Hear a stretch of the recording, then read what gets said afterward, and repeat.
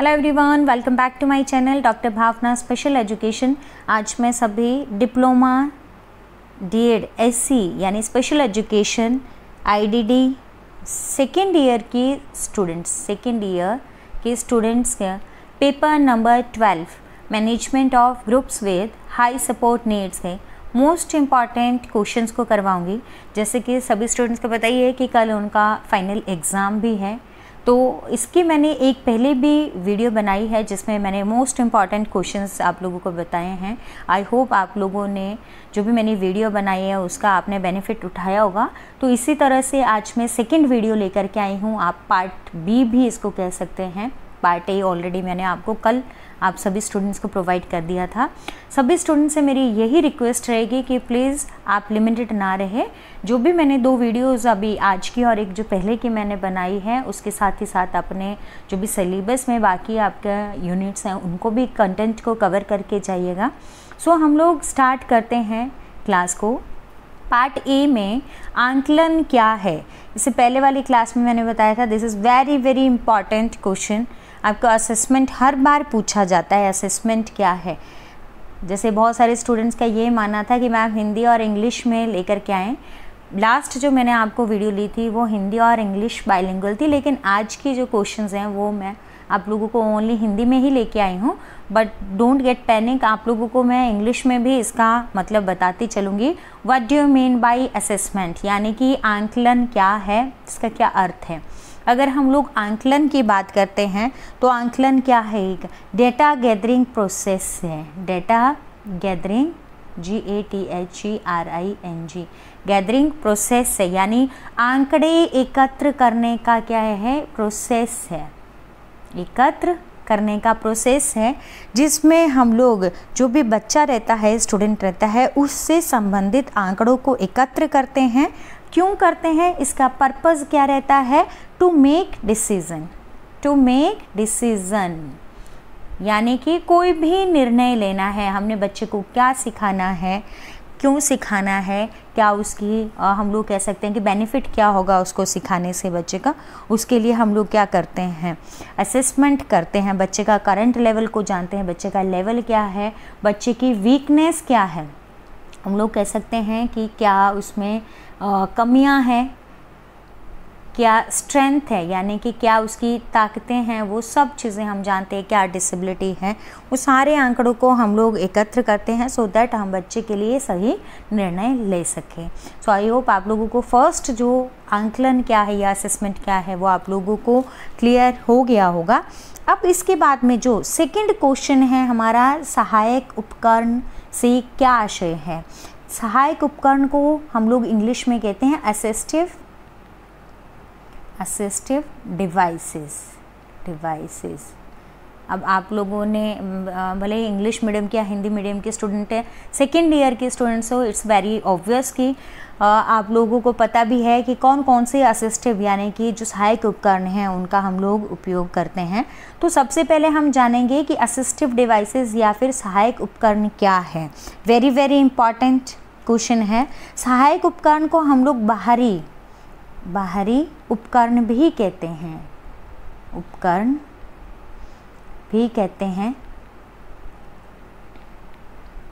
कहते हैं। अब बाहरी उपकरण मतलब कि हम लोग कहते हैं एक्सटर्नल डिवाइस। जो एक्सटर्नल डिवाइस है मतलब जो क्या करती है, बच्चों को हेल्प करती है, एक्सटर्नल डिवाइस भी कहते हैं। अब जो भी हम लोग सहायक उपकरणों की बात करते हैं तो इसमें क्या है कि किसी भी व्यक्ति को, चाहे वो PWD person with intellectual disability है या PWD है पर्सन विद डिसेबिलिटी, कोई भी डिसेबिलिटी से ग्रसित है, चाहे वो CP है या फिर वो हम हियरिंग इम्पेयर्ड HI कह सकते हैं, IDD कह सकते हैं, किसी भी डिसेबिलिटी से ग्रसित बच्चा या व्यक्ति है जिसको कार्य करने में अक्षमता रहती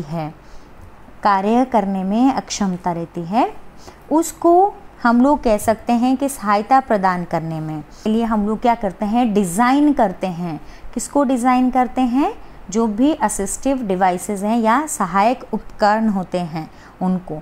अब अगर हम लोग बात करते हैं, आपको क्वेश्चन ऐसे भी आ सकता है और सारे स्टूडेंट्स का मानना ये होता है कि मैम ने जैसे क्वेश्चंस बताए हैं वो सीधे सीधे आपको आ जाएंगे, बट कई बार एग्जामिनर क्या करता है उसको थोड़ा सा घुमा के डालता है आपको। जैसे मैंने बोला कि असिस्टिव डिवाइसेस क्या है मैंने आपको बताया, लेकिन हो सकता है कि एग्जामिनर आपको राइट डाउन वेरियस टाइप्स आपको दे सकता है कि types of assistive devices.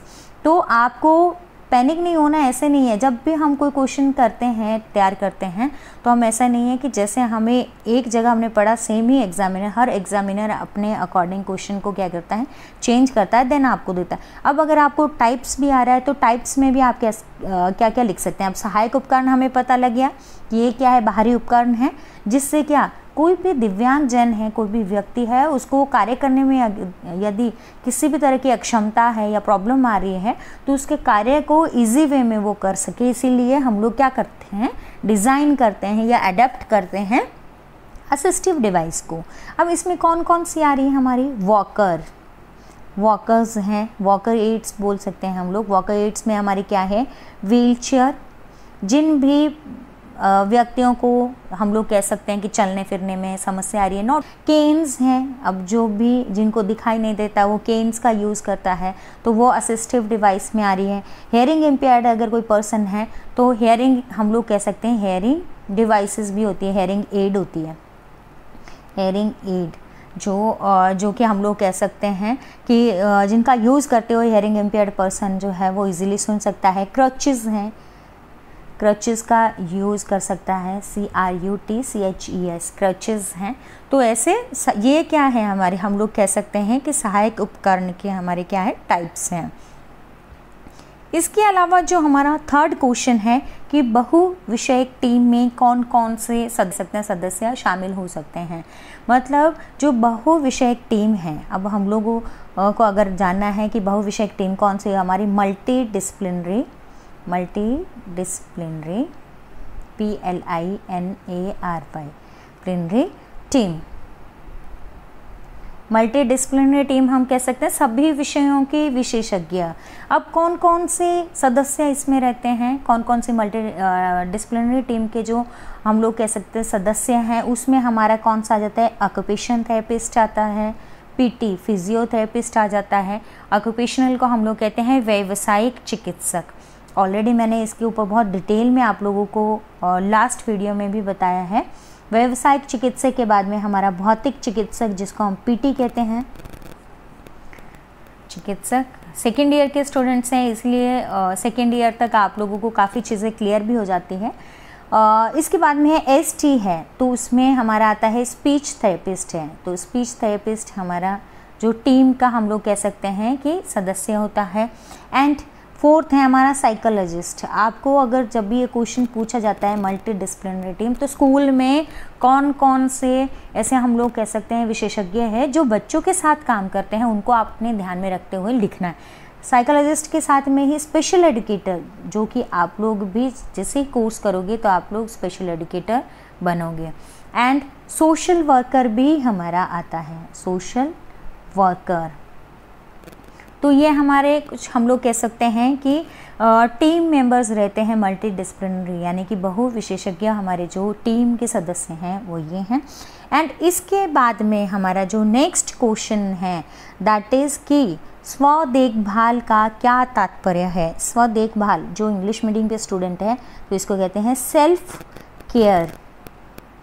Being a normal person देखते हैं तो हम लोग बहुत अच्छे से अपनी देखभाल कर सकते हैं, but when we talk about children with disability तो उस केस में क्या होता है, कहीं ना कहीं जो दिव्यांग जन हैं वो स्वयं की देखभाल करने में, खुद से अपनी आत्म देखभाल करने में हम लोग कह सकते हैं कहीं ना कहीं उनके लिए क्या होती है, प्रॉब्लम होती है। लेकिन अगर सेल्फ हम लोग कहते हैं कि सेल्फ केयर, तो सेल्फ केयर बहुत ही इम्पॉर्टेंट हम लोग कह सकते हैं कि हर पर्सन के लिए बहुत ही ज़रूरी है।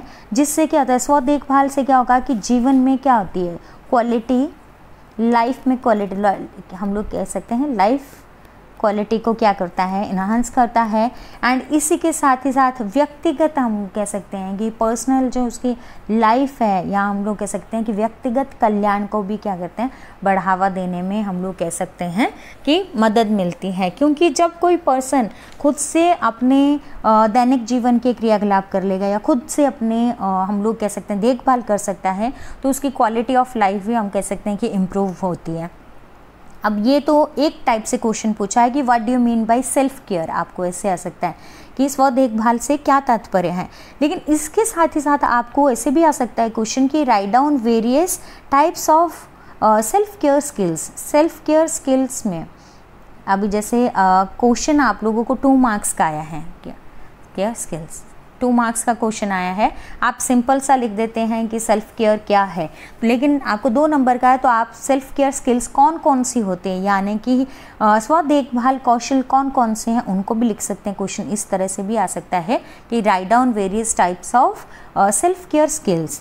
तो इसमें हमारे कौन कौन से, अब हम लोग अपने आप को अगर देखते हैं कि हम लोग कौन कौन से हम लोग कह सकते हैं कि स्किल्स को परफॉर्म करते हैं, कौशलों को परफॉर्म करते हैं जब भी हमने अपने आप का देखभाल करने होते हैं। तो इसमें हमारा क्या आता है, जैसे हम लोग ब्रशिंग है तो वो हमारी सेल्फ केयर हम लोग कह सकते हैं कि स्किल में आता है। Brushing teeth, washing hands, there are so many of activities which we perform in our daily routines, जिनको हम लोग अपने डेली रूटीन में परफॉर्म करते हैं। ब्रश करना, फिर इसके बाद में वो अपने हाथों को धोना, फिर ड्रेसिंग करना, ये सारी चीज़ें क्या, अगर हम लोग दिव्यांग जन की बात करते हैं तो उनको कहीं ना कहीं दिक्कत होती है, बट ये चीज़ें सिखाना उनके लिए बहुत ही इम्पॉर्टेंट हम लोग कह सकते हैं रहते हैं। जिसमें ड्रेसिंग में आ जाता है हमारे कपड़े पहनना, रिमूव करना, या फिर ADL skills activity of daily livings, हमारे दैनिक जीवन के क्रियाकलाप हैं, खाना पीना, या फिर हम लोग कह सकते हैं कि नहाना, टॉयलेटिंग करना, ये सारी एक्टिविटीज़ हमारी किस में आ जाती है, हम लोग कह सकते हैं कि सेल्फ केयर के अंदर आती हैं।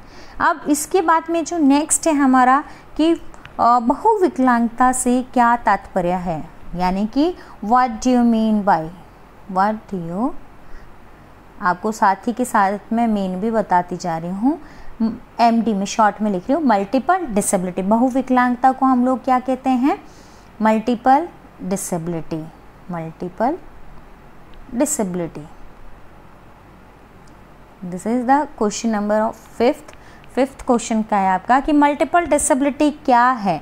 तो आप सभी स्टूडेंट्स सेकेंड ईयर में हैं तो ऑब्वियस है मल्टीपल डिसेबिलिटीज़ के बारे में आपने बहुत अच्छे से पढ़ा। नाम से ही क्लियर हो रहा है कि बहुविकलांगता क्या है। अगर हम लोग बात करते हैं बहुविकलांगता की तो हमारा क्या क्लियर हो रहा है कि एक व्यक्ति में हम लोग कह सकते हैं कि एक साथ में 2 या 2 से अधिक, एक व्यक्ति में 2 या 2 से अधिक विकलांगताओं का पाना, ताओं का होना हम लोग लिख सकते हैं, या प्रदर्शित करना, जो भी आपको इट्स अप टू यू कि कौन से वर्ड को आप चूज़ करते हैं। विकलांग कोई भी व्यक्ति है, अगर हमें लग रहा है कि व्यक्ति में IDD है या उसके साथ ही साथ उसमें हो सकता है कि ऑटिज़म है या CP है, तो क्या है, बहुविकलांगता है। बहुविकलांगता 2 या 2 से अधिक विकलांगताओं का एक व्यक्ति में होना क्या है, बहुविकलांगता है। जिसमें आपको एग्जाम्पल भी आ सकता हो सकता है क्वेश्चन आपको ऐसे भी पूछा जा सकता है, write down various types of multiple disability, types भी पूछे जा सकते हैं। तो आपको कोई भी क्वेश्चन को तैयार करना है। अब स्टूडेंट्स ये मान लेते हैं कि मैम ने तो ये जस्ट पूछा कि बहुविकलांगता क्या है, बट हमें ये तो पता ही नहीं कि टाइप्स क्या हैं। तो आपको क्वेश्चन हर पर्सपेक्टिव से क्या है, हर एस्पेक्ट से हम लोग कह सकते हैं कि प्रिपेयर करना है। टाइप्स में आता है तो हम लोग कह सकते हैं कि अगर व्यक्ति IDD बौद्धिक अक्षम है प्लस हेयरिंग इम्पेयर्ड है, 2 विकलांगता हुई तो इज इक्वल टू क्या हो गया, वो मल्टीपल डिसेबिलिटी। बौद्धिक अक्षमता और श्रवण बाधिता का होना क्या है, व्यक्ति क्या हो गया, इसका मतलब कि वो बहुविकलांगता से ग्रसित हैं। इसी के साथ में HI hearing impairment plus VI, या हम लोग कह सकते हैं कि इसमें CP भी है यदि व्यक्ति, तो वो क्या हो गया, बहुविकलांगता। 2 भी हो सकती है, 3 भी हो सकती है। तो विकलांगता है आपकी 2 से अधिक जो पाई जाती है बहुविकलांगता। एंड अब इसके बाद में जो नेक्स्ट वन क्वेश्चन है कि मनोवैज्ञानिक आंकलन क्या है। मनोवैज्ञानिक आंकलन हम लोग कहते हैं कि what do you mean by psychological assessment, psychological assessment, यानी कि मनोवैज्ञानिक आंकलन में अगर हम बात करते हैं कि यह क्या है, एक प्रोसेस है, एक प्रक्रिया है। मनोवैज्ञानिक आंकलन क्या एक ऐसी प्रक्रिया है जिसमें जो भी साइकोलॉजिकल टेस्ट है, बहुत सारे साइकोलॉजिकल टेस्ट्स की हेल्प से क्या होता है, हेल्प से किसी व्यक्ति, अब किसी व्यक्ति का हम लोग कह सकते हैं कि व्यक्ति के व्यवहार, व्यक्तित्व, पर्सनैलिटी हम लोग कहते हैं व्यक्तित्व, और उसकी कार्य क्षमताओं का अंदाज़ा लगाया जा सकता है, का अंदाज़ा लगाया जा सकता है। सिंपल सी चीज़ है कि साइकोलॉजिकल टेस्ट में है तो ऑब्वियस सी बात है कि मनोविज्ञान हम कह सकते हैं कि व्यक्ति की पर्सनैलिटी कैसे है, व्यक्तित्व किस व्यक्तित्व का पर्सन है, व्यवहार कैसा है, उसकी कार्य करने की क्षमता क्या है, ये सारे अगर हम लोग बात करते हैं कि इन सब चीज़ों का हमें पता लगाना है, क्षमताओं का पता लगाना है, तो इसके लिए हमें क्या है कि जो भी साइकोलॉजिकल टेस्ट है उनको इम्प्लीमेंट करना पड़ता है। फिर हम लोग कहीं ना कहीं क्या है, हम लोग कह सकते हैं कि इन सब चीज़ों को ज्ञान कर सकते हैं। इसके बाद में जो नेक्स्ट क्वेश्चन है हमारा वो है कि उच्च समर्थन आवश्यकता का अर्थ समझाओ, यानी कि हाई सपोर्ट नीड हम लोग कह सकते हैं कि उसका मीनिंग क्या है, what do you mean by, 7th question है कि what do you mean by high support need, उच्च हम लोग कह सकते हैं समर्थन, उच्च हाई सपोर्ट नीड। अब आपको ये फुल फॉर्म भी पूछी जाती है कि एक्सपेंड कीजिए HSN, मतलब कि HSN की क्या फुल फॉर्म है, तो हाई सपोर्ट नीड। और आपको क्वेश्चन ऐसे भी आ सकता है कि हाई सपोर्ट नीड की क्या हम लोग कह सकते हैं कि मीनिंग क्या है उसकी, या परिभाषा क्या है। अब इसमें अगर हम बात करते हैं तो हाई सपोर्ट नीड नाम से ही क्लियर हो रहा है कि कोई भी व्यक्ति जिसको बहुत ज़्यादा सहायता की आवश्यकता होती है, यानी उच्च सहायता की आवश्यकता वाले ऐसे व्यक्ति जिन्हें दैनिक जीवन की गतिविधियों, यानी कि हम लोग कह सकते हैं कि हाई सपोर्ट नीड वालों को क्या होते हैं, जो ADL स्किल होते हैं, ADL मतलब एक्टिविटी ऑफ डेली लिविंग, दैनिक जीवन के हम लोग हिंदी में कहते हैं ADL को दैनिक जीवन के क्रियाकलाप, दैनिक जीवन के क्रियाकलाप। अब दैनिक जीवन की जो भी गतिविधियां हैं जिनको परफॉर्म करने में, जिनको हम लोग कह सकते हैं कि करने में, गतिविधियों को पूरा करने में यदि व्यक्ति को, किसी भी पर्सन को यदि हम लोग कह सकते हैं कि समस्या उत्पन्न होती है, तो उसके लिए हम लोग क्या कह सकते हैं, उनको क्या कहते हैं हम लोग, उच्च समर्थन आवश्यकता वाले पर्सन कह सकते हैं, या उच्च समर्थन आवश्यकता हम लोग कह सकते हैं। अब जीवन की कोई भी गतिविधियाँ हैं जैसे नहाना, खाना पीना या कहीं आना जाना, ये सारी चीज़ें हम लोग कह सकते हैं कि इन सब को परफॉर्म करने में क्या है, पर्सन को समस्या रहती है। बाद में जो नेक्स्ट क्वेश्चन है हमारा, दैट इज़ क्वेश्चन नंबर 8, बहुविषयक राहत दल क्या है। बहुविषयक हम लोग अगेन हमारा आ रहे हैं कि मल्टी डिसिप्लिनरी टीम हम लोग कह सकते हैं, मल्टी डिसिप्लिनरी PLINARY प्लिनरी केयर। अब राहत दिया हुआ है आपका, तो क्या है, care team. What do you mean by multi disciplinary care team. अब इसमें बहुविषयक राहत दल हम लोग अगर बात करते हैं, इसका मतलब है कि हर विषयों के विशेषज्ञ। अगर हम लोग बात करते हैं नॉर्मल कॉन्टेक्स्ट में, तो हम लोग बात करेंगे कि जब भी हम हॉस्पिटल जाते हैं तो हम अपनी बहुत सारी समस्याओं को लेकर के जाते हैं ना। कभी ऐसा होता है कि सिर दर्द है, या फिर कभी हमें पेट दर्द होता है, या कभी हमें हड्डियों में दर्द हो रहा है, घुटनों में दर्द हो रहा है, तो कभी हमारी आंखें ख़राब हो रही है। तो वहाँ पर जो टीम रहती है वो ऐसा नहीं है कि खाली एक ही वहाँ पर डॉक्टर रहेगा। वहाँ पर हर हम लोग कह सकते हैं कि बीमारी से संबंधित डॉक्टर अलग अलग, दांतों का डॉक्टर अलग रहता है, आंखों का डॉक्टर अलग रहता है, ऑर्थोपेडिक होता है, गायनेकोलॉजिस्ट होता है, या फिर पीडियाट्रिशियन होता है, बच्चों का डॉक्टर होता है। तो ऐसे में हम लोग कह सकते हैं कि जनरल कॉन्टेक्स्ट में यह हमारे सब क्या हैं, जो आंखों का डॉक्टर है, या फिर हम लोग बात कर रहे हैं कि ऑर्थोपेडिक है, जो भी है डॉक्टर्स की टीम है, वो क्या है, बहुविषयक राहत दल है। पर ये नॉर्मल कॉन्टेक्स्ट में इन द हॉस्पिटल। बट हम लोग अगर स्पेशल बच्चों की बात करते हैं, जो कि हम लोग बात करते हैं कि स्पेशल स्कूल्स में हैं, तो वहाँ पर हमारे क्या है ऑक्यूपेशन, जैसे मैंने टीम के सदस्य बताए, वो सारे आपके इसमें आ जाएगा। ओटी का, पीटी फिजियोथेरेपिस्ट है, एसटी स्पीच थेरेपिस्ट है, साइकोलॉजिस्ट है, हमारा PSY ही लिख रही हूँ मैं इसको शॉर्ट में, तो स्पेशल एजुकेटर है, SE स्पेशल एजुकेटर है। तो ये सब टीम हमारी रहती है कि अगर बच्चे को लग रहा है फाइन मोटर प्रॉब्लम है, सूक्ष्म क्रियाएं करने में उसको दिक्कत आ रही है, तो उसको ऑक्यूपेशनल थेरेपिस्ट, व्यवसायिक चिकित्सक के पास लेके जाएंगे। अगर चलने फिरने में दिक्कत आ रही है तो फिजियोथेरेपिस्ट जो भौतिक चिकित्सक है उसके पास बच्चा जाएगा। अगर उसको IEP को तैयार करना है, या फिर हम लोग कह सकते हैं कि शैक्षणिक प्रोग्राम बनाना है जिसको इम्प्लीमेंट करना है, तो स्पेशल एजुकेटर के पास जाएगा। अगर वाणी कम्युनिकेशन संबंधी उसको समस्या है तो स्पीच थेरेपिस्ट के पास जाएगा। साइकोलॉजिकल टेस्टिंग करनी है, जैसे हमने बोला कि साइकोलॉजिकल टेस्ट में उसका व्यवहार अगर हमें लग रहा है कि सही नहीं है, प्रॉब्लमेटिक बिहेवियर्स हैं, या फिर IQ लेवल को टेस्ट करना है, तो साइकोलॉजिस्ट के पास जाएगा। तो इस तरह की हम लोग कह सकते हैं कि पूरी टीम रहती है जो एक साथ मिल करके क्या करती है, जो भी दिव्यांगजन हैं उनके क्या करेगा, असेसमेंट करेगा, उनकी नीड्स को जानेगा, उनकी समस्याओं को जानेगा।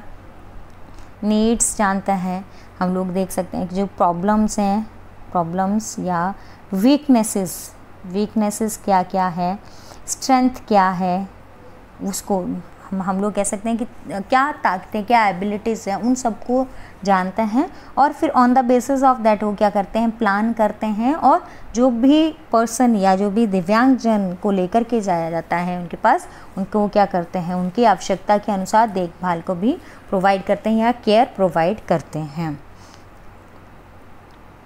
अब इस तरह से कुछ और क्वेश्चंस भी हैं, अगर आप लोग स्क्रीनशॉट लेना चाहते हैं, क्योंकि अभी मैं आपको थोड़ा ओवरव्यू ही दे पा रही हूँ, बट डिटेल में जाने के लिए आप प्लीज़ आप जो भी नोट्स हैं आप लोगों को वो टेलीग्राम चैनल पर मैंने भेज दिए हैं, जो कि आप लोगों को मैंने स्टार्टिंग में ही बता भी दिया था। मेरे चैनल जैसे यूट्यूब चैनल है और टेलीग्राम चैनल है, तो यूट्यूब चैनल के लिए जो आपका चैनल का नाम रहेगा वो है doctor Bhavna special education. Same like that Telegram channel पे आपको नोट्स मिलेंगे, वो भी डॉक्टर भावना स्पेशल एजुकेशन के नाम से ही है। तो आप लोग टेलीग्राम चैनल के माध्यम से नोट्स को आपको भेज दिया गया है, उनको ले लीजिए। और अब हम स्टार्ट करते हैं कि आंकलन की ही बात करें कि टाइप्स क्या क्या हैं, टाइप्स ऑफ असेसमेंट, तो उसको आपने डिटेल में आपको बताना रहेगा। तो अगर हम लोग असेसमेंट की बात करते हैं तो फर्स्ट हमारा क्या आता है, डायग्नोस्टिक। ज़्यादा डिटेल में नहीं बता पाऊँगी, DIAGNOSTIC, डायग्नोस्टिक को हम लोग कहते हैं नैदानिक। नैदानिक हम लोग कह सकते हैं कि आंकलन। आंकलन हमने पहले भी पढ़ा कि आंकलन क्या होता है। अब इसके टाइप्स में अगर हम बात करते हैं, फर्स्ट वन हमने क्या बोला, डायग्नोस्टिक असेसमेंट। तो इसमें क्या बोला गया है कि किसी भी चैप्टर या हम लोग कह सकते हैं यूनिट, चैप्टर, किसी भी चैप्टर, यूनिट या करिकुलम, पाठ्यक्रम हम लोग कर सकते हैं, करिकुलम पाठ्यक्रम या किसी भी हम लोग कह सकते हैं शैक्षणिक कार्यक्रम की शुरुआत से पहले होता है। जो डायग्नोस्टिक असेसमेंट होता है, नैदानिक मूल्य हम लोग आंकलन की बात करते हैं, ये कब होता है कि कोई भी हमने चैप्टर को पढ़ाना है, कोई भी टास्क को करवाना है या कोई भी यूनिट को करवाना है, किसी भी एक्टिविटी को करवाना है, तो उससे पहले हम लोग क्या करते हैं, डायग्नोस्टिक असेसमेंट नैदानिक हम लोग आंकलन करते हैं, जिससे क्या है जो भी स्टूडेंट है उसकी क्या है, क्या वीकनेसेस क्या है, वीकनेस हम लोग कह सकते हैं कि कमजोरी क्या है, या फिर इसके साथ में हम लोग कह सकते हैं कि एबिलिटीज़ क्या है, क्या ताकतें हैं या क्या उसकी क्षमताएं हैं, उसका पता लग सके। और ज्ञान के बारे में भी जानकारी होती है कि उसको हम लोग करंट लेवल की बात करते हैं कि क्या उसकी वर्तमान स्थिति है, उसको भी जाना जाता है, जिसके आधार पर हम लोग क्या है, जब हम ये सब जानकारी को ले लेते हैं देन हम बच्चे के लिए सही अप्रोप्रिएट गोल्स को सेलेक्ट करते हैं। अब ये तो फर्स्ट टाइप पढ़ा हमने डायग्नोस्टिक, इसके बाद में सेकंड है हमारा कि रचनात्मक, जिसको हम कहते हैं फॉर्मेटिव, FORMATIVE, फॉर्मेटिव असेसमेंट, इसको कहते हैं रचनात्मक आंकलन। रचनात्मक आंकलन आप लोगों को डिफरेंस भी आता है प्लीज़, जो आपको कल मैंने क्लास लिया था उसको एज वेल एज जो आज की क्लास है दोनों को ही पढ़ें, क्योंकि अभी जैसे मैंने आपको असेसमेंट बोला, अगर आपने असेसमेंट पढ़ा है तो अब आपको क्वेश्चन ऐसा पूछा जाता है कि write down various types of assessment, लेकिन आपको क्वेश्चन इस तरह से ना पूछ करके हो सकता है कि आपको डिफरेंस पूछा जा सकता है, क्योंकि अब आंकलन के जब प्रकारों को आपको बोला है तो इट्स वेरी ऑब्वियस कि आपको क्लियर होगा कि फॉर्मेटिव और सबमेटिव 2 टाइप्स कौन से हैं इसके, तो उनमें डिफरेंस आपको अंतर भी पूछा जा सकता है और टाइप्स भी पूछा है, तो आपको अगेन आई रिपीट कि आपको हर तरह से तैयार रहना है। रचनात्मक हम लोग बात करते हैं मूल्यांकन की, तो it is also a process, हम लोग कह सकते हैं कि ये भी क्या है, एक प्रक्रियागत आंकलन है। ये भी क्या है, एक प्रक्रियागत आंकलन है जो सीखने में सहायता करते हैं। जब भी मतलब हम लोग बात करते हैं कि एक टीचर की, जब उसको कोई unit chapter, again I repeat chapter या करिकुलम में जब भी हम लोग बात करते हैं कि उसको टॉपिक को करवाना होता है, तो उसके दौरान वो कहीं ना कहीं क्या करता है, असेसमेंट करता है, यानी बीच बीच में जैसे मैंने एक चैप्टर को करवाया, देन उसके बाद में बच्चे का टेस्ट लूँगी, उससे क्वेश्चनिंग पूछूंगी। जब मैंने बच्चे को कोई भी मतलब मैंने यूनिट लिया है तो उसका सब यूनिट भी कराया है, तो मैं साथ के साथ क्या करती हूँ, बच्चों का टेस्ट करती रहती हूँ, आंकलन करती रहती हूँ। उससे क्या रहता है कि बच्चे में सुधार के चांसेस जब ज़्यादा होते हैं, जब वो फाइनल एग्ज़ाम के लिए या फाइनल हम लोग कह सकते हैं किसी भी चीज़ के लिए वो प्रिपेयर करना होता है, तो क्या है हम लोग कह सकते हैं फॉर्मेटिव। और थर्ड वन इसका टाइप है सबमेटिव, SUMMATIVE, सबमेटिव असेसमेंट है, जिसको हम लोग क्या कहते हैं, इसको हम लोग कहते हैं कि आपका लाइक जो सत्रांक आंकलन है। सत्रांक अब क्या है, नाम से क्लियर हो रहा है कि सत्र के अंत में जो हम लोग कह सकते हैं कि जो हम असेसमेंट करते हैं, आंकलन करते हैं, उसको हम लोग क्या कहते हैं, समेटिव असेसमेंट कहते हैं। अब इस प्रकार के अगर हम बात करते हैं कि असेसमेंट की, तो इसमें जो सीखने के स्तर का आंकलन करना रहता है कि इसमें जो भी हम बच्चे का असेसमेंट करेंगे वो in the end of session होता है।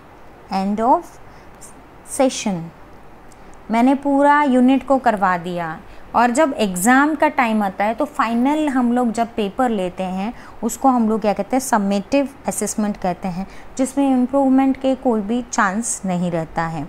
यानी कि आपके जब हम फॉर्मेटिव हम असेसमेंट करते हैं तो उसमें बच्चे में बार बार हम लोग उसका आंकलन जब करते रहते हैं तो हम उसको बार बार गाइडेंस भी देते रहते हैं कि आपको इस तरह से नहीं, इस तरह से क्वेश्चन को अटेम्प्ट करना, ये करोगे तो ज़्यादा बेटर रहेगा। बट जो एंड ऑफ सेशन होता है तो इसमें क्या करते हैं, फाइनल आपको ग्रेड दिए जाते हैं, जिसके बाद में आपका एग्ज़ाम नहीं होता है। तो जो बेटर अगर हम मानते हैं तो फॉर्मेटिव ज़्यादा बेटर रहता है इम्प्रूवमेंट के पर्सपेक्टिव से। तो आप लोगों को क्वेश्चन आई रिपीट के टाइप्स पूछा जा सकता है, और सबमेटिव और फॉर्मेटिव में भी आपका डिफरेंस पूछा जा सकता है असेसमेंट में, जो लास्ट आपके क्वेश्चंस में भी पूछा गया है। अब इसके बाद में है नेक्स्ट कि किशोरावस्था में उच्च समर्थन वाले व्यक्तियों की अवधारणा को समझाओ। तो ये क्वेश्चन भी नोट्स में आपको प्रोवाइड कर दिए हैं, उसमें आप लोग देख सकते हैं। अब नेक्स्ट है इसके बाद में कि सहायता समर्थन के स्तर का वर्णन कीजिए, कि आपके लेवल ऑफ सपोर्ट को लिखना है, level of support. Level of support है कि जब हम लोग, क्योंकि ये पेपर आपका हाई सपोर्ट नीड वाले बच्चों का, तो इट्स वेरी ऑब्वियस कि ये किससे रिलेटेड है, दिव्यांगजनों के संबंधित है, स्पेशल बच्चों के रिलेटेड है। तो अब जब भी हम बच्चों को हेल्प देते हैं तो क्या हम लोग कह सकते हैं कि लेवल रहता है समर्थन का या सपोर्ट का, उसके जो लेवल है, स्टेजेस है, वो आपको बतानी रहेगी। उसमें सबसे पहले हमारा क्या आता है, इंटर, इंग्लिश में, हिंदी में भी बताऊंगी, इंटरमीडिएट, MENT, जिसको हम लोग कहते हैं रुक रुक कर, कि यानी जब भी अब हम लोग क्या कर रहे हैं, हेल्प दे रहे हैं, तो इस हम लोग लेवल में कह सकते हैं कि रुक रुक कर हम लोग बच्चों को जो भी हेल्प है उसको प्रोवाइड करेंगे। क्यों देंगे रुक रुक कर, कि जब बच्चे को आवश्यकता रहेगी उसी टाइम हम बच्चे को क्या करेंगे, हेल्प देंगे। ऐसा नहीं है कि हम लोग तोपेंगे। बच्चा अगर खाना खुद से खा रहा है और खा सकता है तो उस टाइम हम उसको हेल्प नहीं देंगे। हमें लग रहा है कि जब स्पून को उठाने के लिए मुंह के पास ला रहा है, दैट टाइम उसे वो होल्ड नहीं कर पा रहा, देन उसको हमने क्या करना है, हम लोग हेल्प देंगे। तो इस तरह से रुक रुक कर, इंटरमीडिएट का मतलब रुक रुक कर हम लोग क्या करेंगे, उसको हेल्प देंगे। फर्स्ट हमारा लेवल ये है। सेकेंड है लिमिटेड, LIMITED, सीमित, इसका मतलब है कि सीमित, कि सेकेंड लेवल है हमारा सीमित, की आवश्यकता अनुसार लेकिन कभी कभी जारी रखते हुए, जब भी उसको आवश्यकता रहती है। इसके बाद में है व्यापक। थर्ड है हमारा एक्सटेंसिव, जिसको हम कहते हैं व्यापक।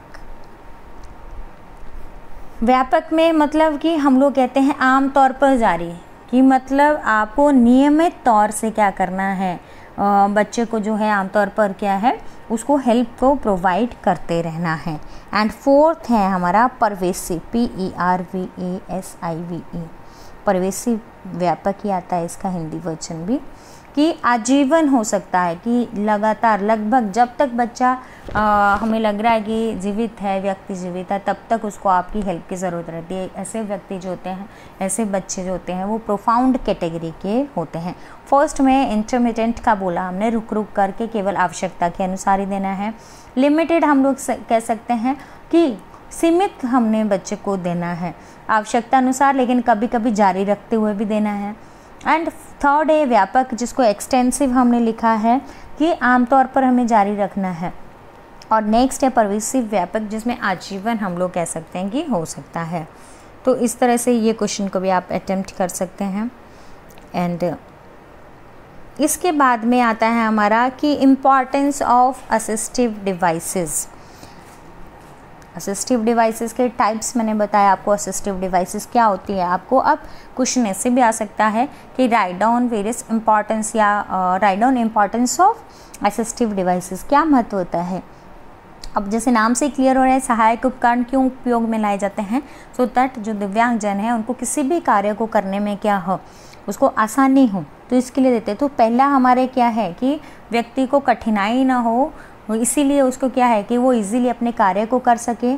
उसका हम लोग कह सकते हैं कि ऑलराउंड डेवलपमेंट भी हो सके, या फिर हम लोग कह सकते हैं कि वो आसानी से जा सके, एजुकेशन ले सके, कम्युनिटी का इम्पॉर्टेंट पार्ट बन सके। वो सारे हम लोग कह सकते हैं ओवरऑल हर पर्सपेक्टिव से हम लोग कह सकते हैं कि जो सहायक उपकरण हैं वो आसानी से मिलती है। इसके बाद में है उच्च समर्थन आवश्यकता वाले व्यक्तियों के लिए प्रबंधन की योजना बनानी है। जो भी हाई सपोर्ट नीड है उनके लिए क्या करना है, आपको व्यक्तिगत तौर से क्या करना है, मैनेजमेंट प्लान देना है।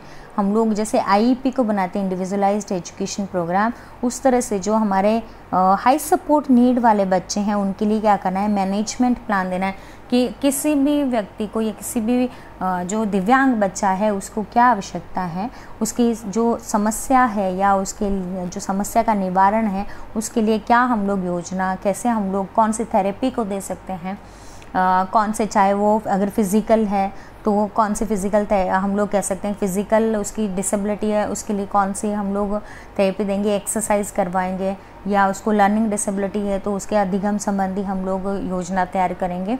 बिहेवियर प्रॉब्लम है तो व्यवहार संबंधी उसके समस्याओं का निवारण करेंगे। तो वो सबके लिए क्या करना है, मैनेजमेंट प्लान को तैयार करना रहता है।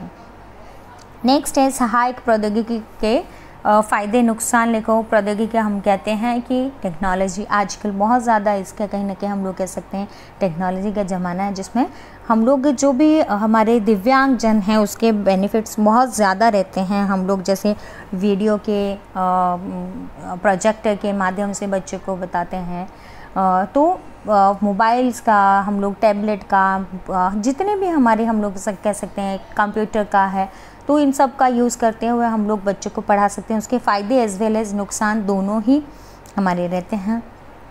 नेक्स्ट है दस्तावेजीकरण एवं प्रगति का। डॉक्यूमेंटेशन, दस्तावेजीकरण को कहते हैं डॉक्यूमेंटेशन, जो आपके नोट्स में भी दिए गए हैं आपको, एवं हम लोग प्रोग्रेस, प्रगति मतलब प्रोग्रेस, निगरानी को आपको समझाना है। एंड नेक्स्ट है उच्च समर्थन आवश्यकता वाले व्यक्तियों के लिए हस्तक्षेप विकास कार्यक्रम की योजना बनाओ। जो भी हाई सपोर्ट नीड वाले बच्चे हैं उनके लिए हस्तक्षेप विकास हम कहते हैं कि इंटरवेंशन प्रोग्राम को आपको तैयार करना है। हस्तक्षेप कि कोई भी समस्या का हम लोग कह सकते हैं कि निवारण अर्ली स्टेज पे ही करना है, उसको रोकना है, उससे संबंधित कार्यक्रम को डेवलप करना रहेगा। एंड नेक्स्ट 9th क्वेश्चन, भावनात्मक स्वास्थ्य देखभाल एवं स्वास्थ्य संबंधी संसाधनों का वर्णन करो। इमोशनल हम लोग कह सकते हैं कि इमोशनल हेल्थ केयर और हेल्थ संबंधी हम लोग कह सकते हैं हेल्थ रिलेटेड जो भी हमारे रिसोर्सेज हैं उनका आपको वर्णन करना रहेगा। इसके बाद में है भारतीय पुनर्वास परिषद अधिनियम को समझाओ। वेरी वेरी इंपॉर्टेंट कि क्या RCI क्या है, rehabilitation council of India short में इसकी फुल अगर हम बात करते हैं RCI को, RCI rehabilitation council of India 1992 में हम लोग कह सकते हैं, पूछा भी जाता है ऑब्जेक्टिव टाइप में कि कब इसको अधिनियमित किया गया था, तो 1992 में किया गया था इसको। और अगर हम बात करते हैं कि एक एज ए सोसाइटी इसको कब पंजीकृत किया गया था, तो वो 1986 में क्या होता है पंजीकृत किया गया था एज ए सोसाइटी। और इसके अगर हम लोग बात भी करते हैं तो रिहैबिलिटेशन काउंसिल ऑफ इंडिया से सबसे पहले तो आपका जो कोर्सेज़ हैं जितने भी स्पेशल एजुकेशन के एरिया में वो किससे एफिलेटेड होते हैं, रजिस्ट्रेशन कहाँ से होता है, RCI करती है। जो भी डिग्रीज़ है, डिप्लोमाज है स्पेशल एजुकेशन के एरिया से, तो वो कहाँ से प्रोवाइड होते हैं, रिहैबिलिटेशन काउंसिल ऑफ इंडिया। अगर आपके पास में वैलिड CRR नंबर नहीं है देन आप वर्क नहीं कर सकते हैं डिसेबिलिटी की फील्ड में। CRE प्रोग्राम्स हैं में भी बहुत सारे स्टूडेंट्स जानते होंगे भी और नहीं भी जानते होंगे। CRE हम लोग कह सकते हैं कॉन्टिन्यूइंग रिहैबिलिटेशन एजुकेशन।